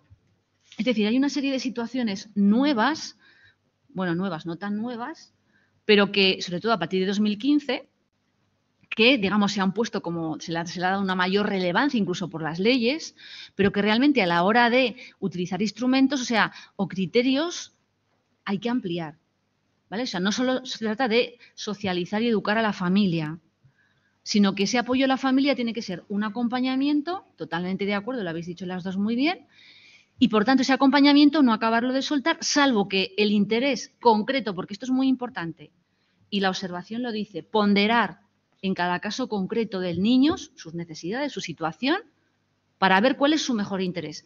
Y si coincide y se contrapone con otros intereses legítimos, por ejemplo, en los casos de ruptura familiar es muy evidente que a veces hay una contraposición, preponderantemente hay que darle paso al interés superior del menor, desde el momento cero de todo el proceso. Entonces yo creo que todo esto no hay como una idea de que allí también hay que trabajar en esos ámbitos, ¿no? También hay que actuar de alguna forma. Y en el terreno, sobre todo, de lo social. El sistema judicial está muy bien como garante. El Ministerio Fiscal, que hemos dicho, algo ha dicho Carmen, me parece que es una figura muy importante. Hay que darnos cuenta que el Ministerio Fiscal, ¿verdad?, es muy importante y hace una gran labor. Y las memorias generales de la Fiscalía, la memoria de la Fiscalía General cada año tiene una parte muy interesante sobre el tema de menores. Inciden en cuestiones concretas que me parecen muy relevantes. Es decir, el fiscal está recogiendo mucha información. Es un órgano muy importante. cuando les cayó esta competencia, porque les cayó del techo con la reforma del 87, no sabían qué hacer. Pero hay muchos fiscales especializados en menores que están trabajando muy bien. Y además en Portugal ocurre igual. Es decir, somos los dos, creo, corregidme, porque creo que somos los dos únicos países de la Unión Europea, que incluso de otros países europeos, donde la Fiscalía tiene una competencia tan interesante de garante, de supervisor de las administraciones públicas. Pero claro, mientras llega el proceso judicial, ahí, el tema de los tiempos también ha salido aquí. A ver, y lo dicen las observaciones también, ¿verdad, Catalina? O sea, los tiempos de los niños no son nuestros tiempos. Entonces, ojo con eso. Ojo con eso. Es decir, el tema de los vínculos, efectivamente, el tema de los tiempos, el tema de la separación de hermanos. Yo cuando, hace muchos años, cuando empecé en esto y defendía que los niños tenían que ser sujetos de derechos porque todavía, es decir, la convención acaba de salir y en el ámbito de muchos civilistas, recordará Cristina a lo mejor, bueno, igual eres más joven que yo, ¿no te acuerdas de eso? Decían, bueno, pero si tienen los derechos constitucionales los menores, ¿para qué les vamos a poner unos derechos? Y nosotros con Gregorio Pérez Barba defendíamos, vamos, yo lo recogía a él, no es que con él, sino el proceso de especificación de los derechos de los niños. ¿Por qué? Porque estos tres que acabo de decir, estas tres cuestiones son fundamentales. La separación, oye, perdona, es que es un criterio institucional. Esto se ha dicho aquí también. El tema de la organización como pesa, ¿no? Y claro, si el centro está organizado por edades, no va a poder juntar a los niños. Pero es que los acogimientos de familia externa tampoco pueden acoger a 4 menores. ¿Quién en su casa puede meterse 4 niños de hoy para mañana? ¿No? Entonces, a ver, pero es que el interés superior dice que no se separen. Y, por ejemplo, si hay un niño pequeño y uno mayor, y en medio hay otros, el criterio profesional muchas veces de los trabajadores sociales y de los psicólogos es que al menos el pequeño con el más mayor no sean nunca separados. Es decir, que todas estas cuestiones son interés superior del niño. Y el derecho a no ser separado solo lo tenemos en la infancia. Ahora, si tuviéramos que vivir con nuestros hermanos sería terrorífico, ¿no? Entonces, bueno, a lo mejor no con todos. Pero el no ser... Yo esto se lo digo a mis estudiantes, digo, a ver, es que en la infancia y en la adolescencia el vínculo con los hermanos es impresionante. Incluso, yo no sé nada de psicología, pero incluso a veces como referencia para diferenciarte, ¿no? Es decir... todo esto lo cuenta Manfred Liebe, lo cuenta también Lourdes Gaitán, es decir, esas referencias para los niños que no son las nuestras. Es decir, la referencia no solo somos los adultos, es que los hermanos mayores son una importante referencia, a veces para bien, a veces para mal, pero son una importante referencia, ¿no? Entonces, el itinerario de protección tiene que empezar antes, ¿vale? Es decir, contar con los apoyos necesarios a las familias biológicas y al entorno comunitario del niño. Antes significa que antes de que se produzca una situación de riesgo. Y eso lo tenéis que decir, ¿vale? Que lo oigan, que se lo lean, porque es importante. Entonces, necesitamos instrumentos previos para detectar futuros maltratos. No solo que a ver si se repite. Ya ha habido una situación de maltrato, de abuso. Claro, el abuso no siempre es físico o sexual, sino que hay abuso emocional, que es mucho más difícil de detectar. Pero muchas veces los profesionales lo detectan. Entonces, antes de que se dé el riesgo, tiene que haber ahí un instrumento que nos pueda ayudar en ese sentido, ¿no? Por tanto, no solamente detectar instrumentos como el Valora u otros que detectan el riesgo de repetición del maltrato y la gravedad, que también la detectan, son buenos instrumentos, sino uno antes. No sé cuál podría ser, yo ahí no estoy puesta, no lo sé, pero seguro que lo hay. Más apoyos a las familias biológicas y extensas por parte de las políticas públicas. Esto lo hacen las entidades locales, normalmente en las comunidades autónomas. Claro, hay que saber qué apoyo real tienen estas familias en esa situación de riesgo y luego un tema que es un suspenso, y se ha dicho aquí por Carmen y por Vicente, que es la supervisión. Entonces, la supervisión... No hay datos, entonces si no hay datos, ¿cómo se va a supervisar? Por ejemplo, pongo el caso de la Comunidad Autónoma de Aragón, que se lo podría decir a ellos, yo creo que se lo hemos dicho alguna vez. Claro, la titularidad, la competencia la tiene la Comunidad Autónoma de Aragón en protección de menores. A partir del año 96 y de la ley autonómica, todo el tema de riesgo se delega, se hace una delegación, jurídicamente o administrativamente hablando, con las características que tiene una delegación. Lo dejan allí para las entidades locales. Entonces, si tú eres el titular, entiendo yo, aunque no soy administrativista, que tú tienes que supervisar esas actuaciones que otras entidades, pueden ser públicas o privadas, han hecho desde la perspectiva de que ellos son los titulares. Es decir, eso tiene que haber un intercambio. O sea, nosotros hemos hecho tantas declaraciones que la declaración de riesgo la hacen los ayuntamientos, las entidades locales. Bueno, pues nos tenéis que dar cuenta de que incluso si la comunidad autónoma tiene que, los servicios sociales de la comunidad autónoma tienen que ven una familia o un menor que está en situación de riesgo, le piden a la entidad local que ellos hagan la declaración porque son competencia. Pero luego tiene que haber un seguimiento y una supervisión de esas actuaciones de las entidades locales, porque la titular es la comunidad autónoma y también de lo que hace la comunidad autónoma. Después, hay tal cantidad. Y esto a lo mejor habría que concretarlo más, si lo hace Carmen Mesa en Aragón en su tesis, mucho mejor que lo puedo hacer yo, porque ya ha hecho toda la investigación empírica, tiene todo un mapa. Entonces, hemos detectado allí cómo, por ejemplo, claro, teniendo en cuenta todas las leyes que han ido apareciendo, es decir, tanto las autonómicas como las estatales, la reforma de 2015, incluso la ley orgánica de 2021 con el tema de violencia, pues resulta que cada vez se han ido incorporando más servicios, ¿vale? Digamos, por ejemplo, en temas de riesgo y de desamparo, hay más servicios sociales competentes, sobre todo a nivel de la entidad local, que, digamos, según de donde venga la situación de riesgo del menor o de la unidad familiar, va por un sitio o va por otro, ¿vale? Entonces, hay como, es decir, pero esos planetas que están, digamos, a veces se solapan y a veces, no sé, incluso con criterios de actuación distintos, porque a veces va muy unido a la situación de la familia o de la madre, si hay violencia o no, hay un problema de descoordinación muy grande. Muy grande. Entonces, a lo mejor, ya no solamente que se coordinen, es decir, que se sienten, como has dicho tú, a ver cómo hacemos, sino una apuesta en común. O sea, yo entiendo que los profesionales tienen muchísima carga de trabajo, van sobredimensionados, pero hay que pensar algo porque, claro, las leyes cuando se implementan tienen dificultades. También hay estudios sociojurídicos sobre la implementación de las leyes, nosotros hacemos muchos aquí también, que eso luego no se tiene en cuenta en las políticas de reforma legislativa. En otros estados sí. Entonces, para evitar esos solapamientos, para que pueda haber coordinación, me parece que es tremendamente importante. Eso no solamente pasa en España, ¿eh? En Reino Unido está Marianne Hester, que siempre está denunciando esta situación en protección de infancia, pero aquí también se nos da, ¿no? Sí, termino. No, termino ya. Creo que estoy viendo a ver si me he dejado algo.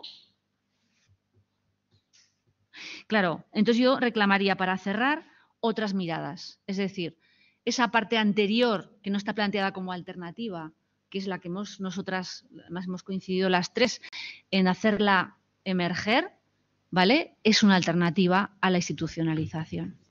Muy importante, es decir, que si realmente hay recursos, hay apoyo, seguramente no llegaremos al itinerario de institucionalización o incluso de protección, ¿vale? Y otros más instrumentos con otros objetivos que he dicho de intervención.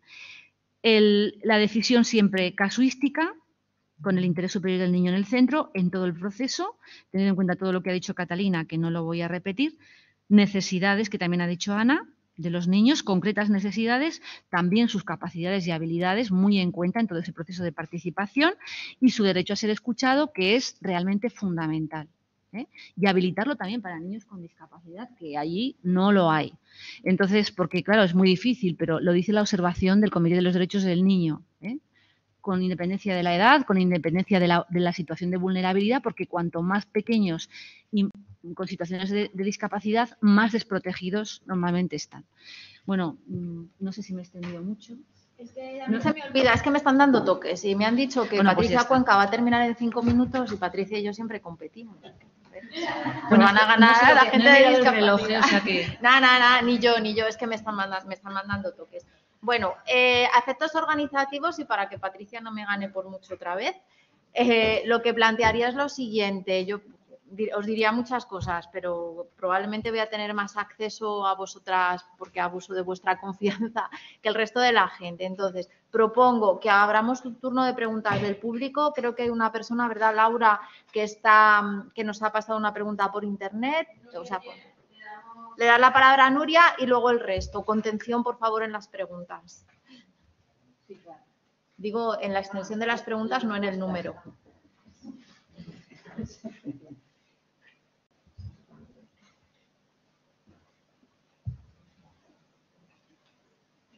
¿Tenemos a Nuria Llera?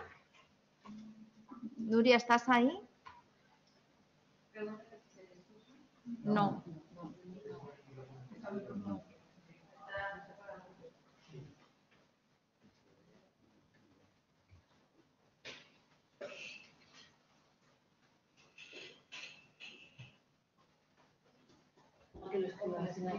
Sí, probablemente sí.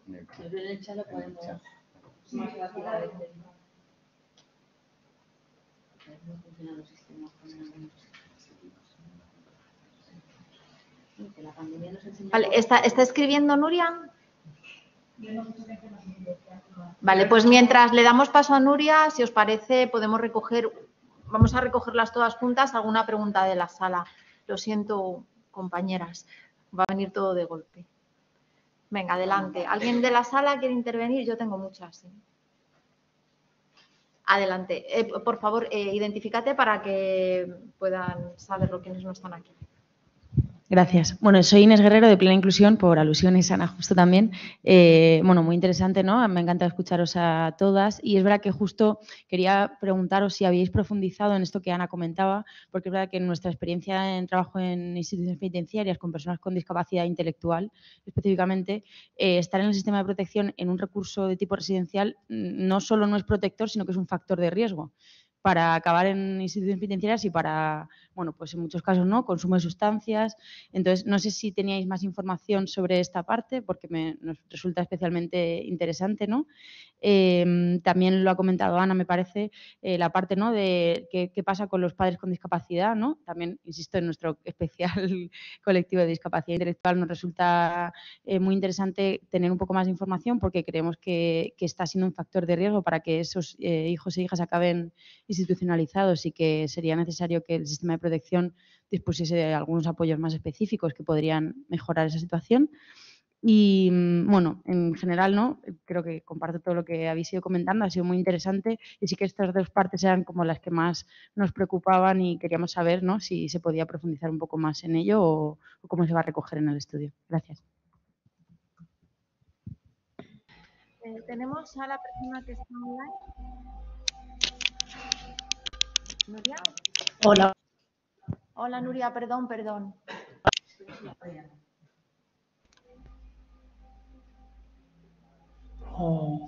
¿Me escucháis? Ahora sí. Hola, buenos días. Bueno, muchas gracias porque está siendo, la verdad, una mañana súper enriquecedora. Yo trabajo en ACCEM, coordino desde hace 11 años un programa de autonomía Disculpa, personal. Nuria, te oímos muy bajito. No sé si puedes hablar un poco más fuerte, acercarte el micro.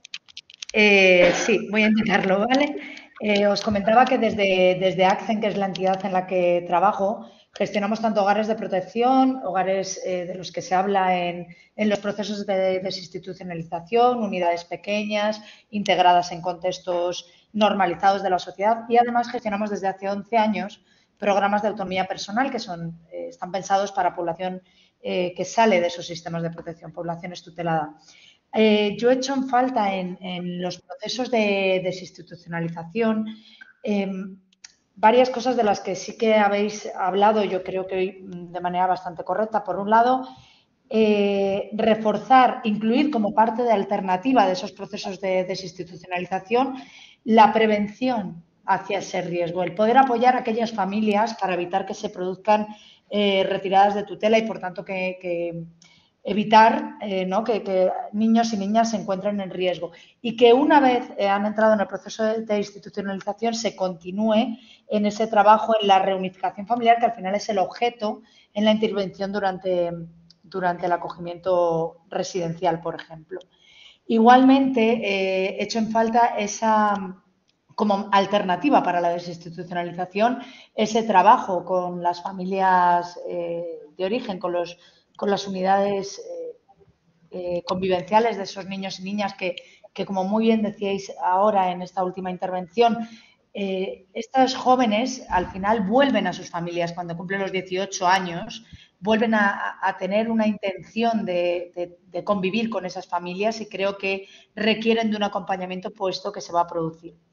Además, como medida también en un proceso de desinstitucionalización, me parecería súper interesante que se analizaran los modelos de transición a la vida adulta, igual que hay diferentes modelos dentro del sistema de protección, que se pudiera entender o intentar ajustar diferentes modelos de transición a la vida adulta para diferentes perfiles que salen de esos sistemas de protección. No todos los niños y niñas que salen del sistema de protección requieren lo mismo, demandan lo mismo y están en un momento en el que van a aceptar el mismo compromiso en la intervención. Y creo que eso no quita el hecho de que requieran ser acompañados. Es verdad que la Ley 2015 habla de esos procesos de transición a la vida adulta, pero no los garantiza, porque lo deja un poquito en manos de las comunidades autónomas sin requerir unos mínimos, ¿no? No está garantizado para el total de los niños y niñas que salen al sistema de protección. También me encantaría que pudieran participar en el diseño de las políticas públicas estos jóvenes que han transitado hacia la vida adulta o que han participado en el sistema de protección cuando eran menores de edad. Creo que nos dirían muchísimas cosas que nos dicen en otros entornos más informales.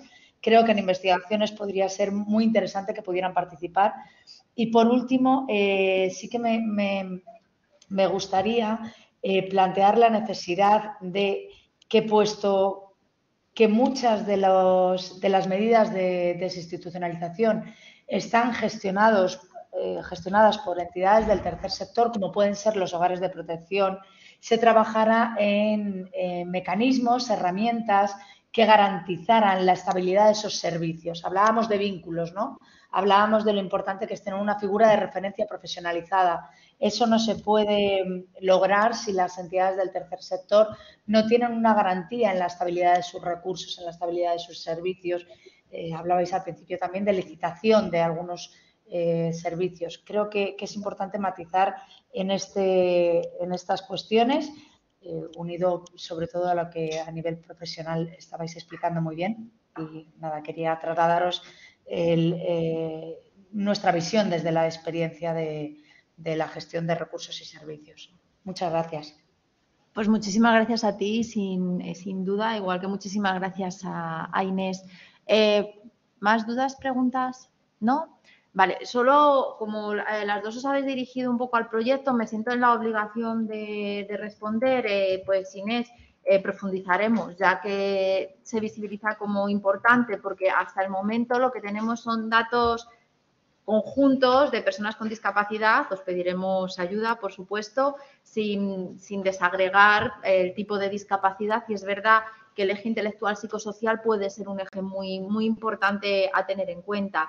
Y lo de qué pasa con padres y madres con discapacidad, hemos constatado que esto es un problema, que esto es un factor por nuestro trabajo previo en discapacidad, pero efectivamente es otra cosa, ¿verdad, María?, que sí que nos lo apuntamos. O sea, muchísimas gracias también a Nuria, 100% suscribo lo que has dicho. Y me apunto dos cosas muy importantes. Una, la importancia de tener en cuenta distintos modelos de transición a la vida adulta. Yo no me lo había planteado, tal vez Vicente, que sí se ha entrevistado con gente, o sea, están presentes en el proyecto en la medida en que hemos podido darle voz a esta gente que sale de los sistemas o que está saliendo de los sistemas. Así que nos lo apuntamos, ¿verdad, equipo?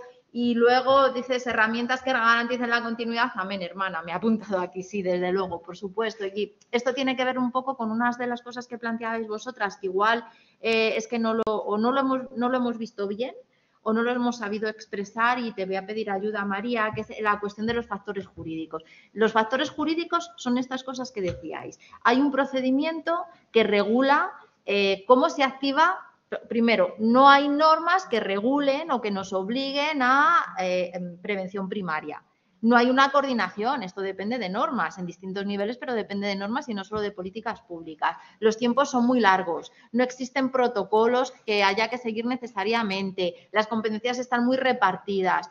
Todo esto, ¿me ayudas, María, ahora? Son las cuestiones que nosotras metíamos en el saco, bueno, nosotras, yo lo he recogido, que el equipo metía en el saco de factores jurídicos. No sé, María, si tienes algo que decir. Las públicas también son legislativas. Claro. Sí, en verdad era, yo creo, María, que eran todas estas cuestiones que están reguladas, que obligan al aplicador a seguir. Usted tiene que, por ejemplo, lo que decías, ¿por qué la justicia de urgencia no para un adolescente? Pues porque dicen, pues porque aquí está previsto para esta edad, corta edad. Con lo cual ya la propia ley impide hacer esto. O otras cuestiones. Yo, en cuestión de prevención, yo creo que las leyes autonómicas sí que tienen un apartado muy importante de prevención. O sea, sí que lo hay. Y el riesgo, precisamente, lo que quiere es trabajar una vez que se detecta. Como si dijéramos, la prevención está regulada en general y intenta neutralizar los riesgos en general. Y la prevención, y ya el trabajo en el riesgo es neutralizar el riesgo que hemos detectado en concreto. En esta familia se consume. Entonces vamos a trabajar con la familia. ¿Cómo? Pues te comprometes a estar en este plan de desintoxicación, por ejemplo, ¿no? Y yo creo que, paso ahora hacia atrás el micrófono, yo creo que nos referíamos a eso, cómo está articulado jurídicamente todo el sistema de protección a la infancia, que tiene una protección, digamos, estatal, que luego las comunidades autónomas descienden, ¿no? Y van a distinto ritmo. Claro, pero que es verdad que hay muchos aspectos que jurídicamente tienen que atarse a ello.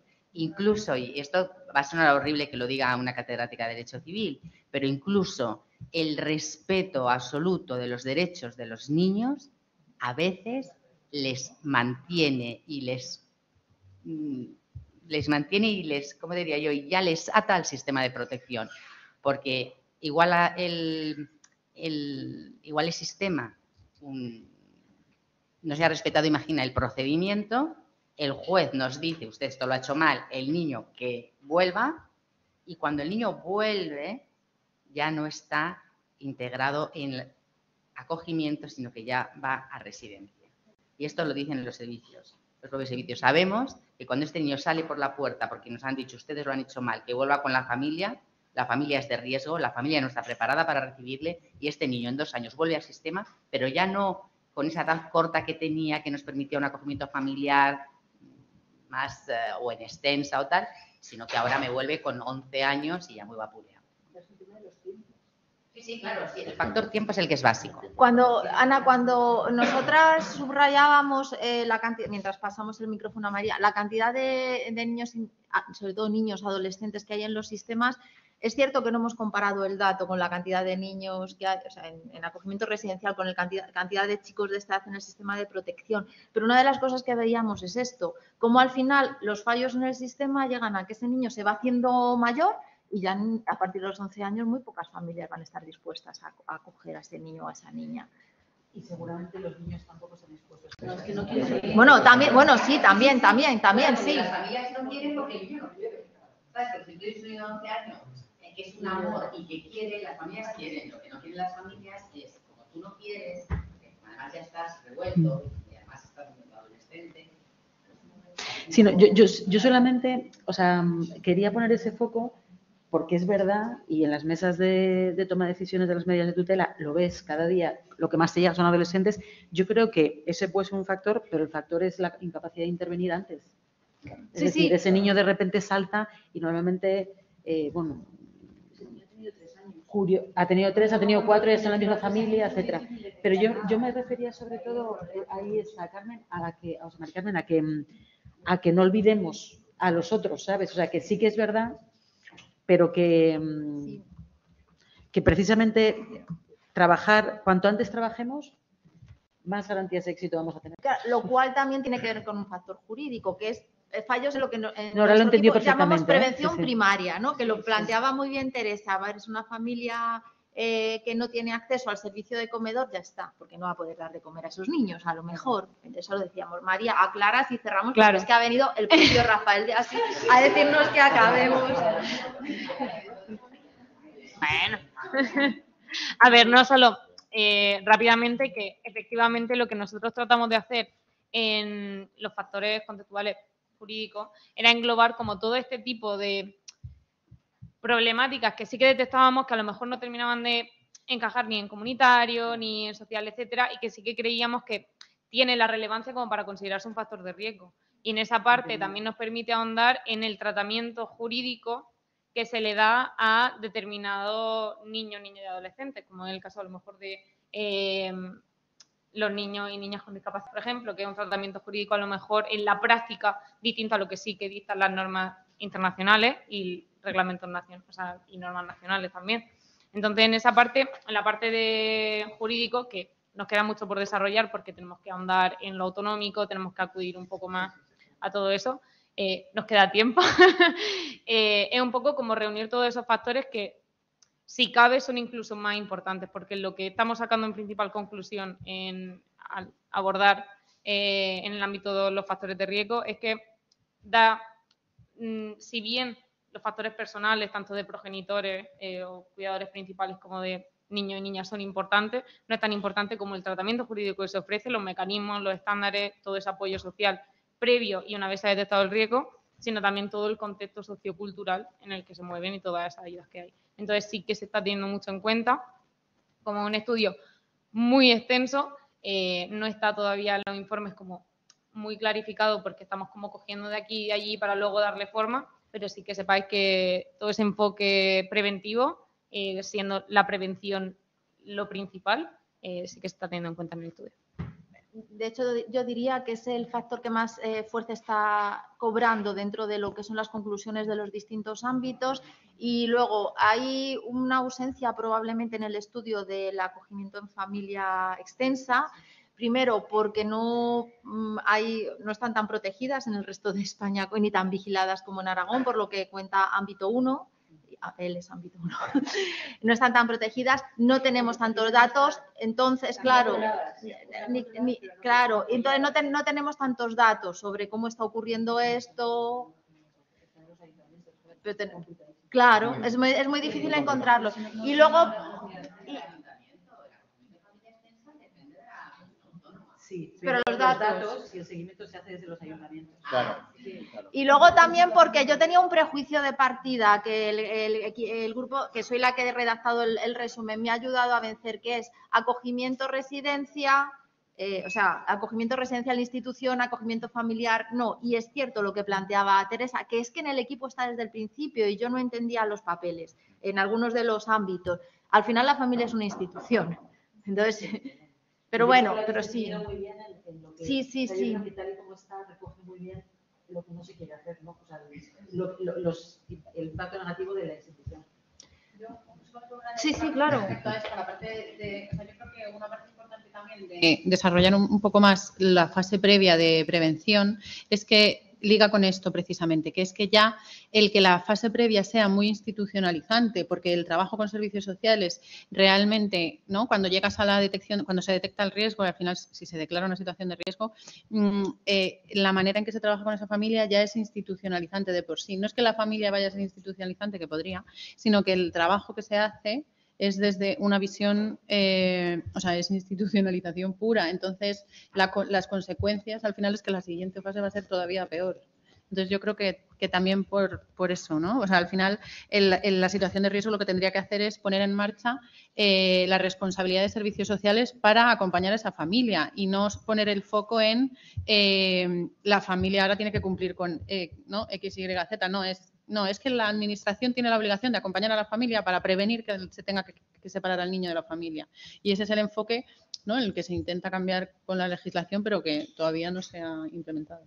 Bueno, me pedían que hiciera una conclusión. No sé si os parece que podemos concluir que efectivamente el sistema de protección no es un sistema de protección de derechos de los niños y de las niñas y que desde este punto de vista es un sistema institucionalizador. No sé si os parece que podemos apuntar esto.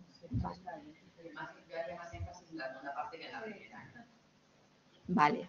Y que la alternativa también está anterior. O sea, que la alternativa, eso yo creo que también ha salido aquí, ¿no? Que la alternativa no es solamente institucionalización, sino que antes, ¿no? La mejor alternativa es la anterior a que se produzca incluso. Pues si el sistema, que a Cristina no le gusta, si el sistema de protección es un sistema de protección de los derechos.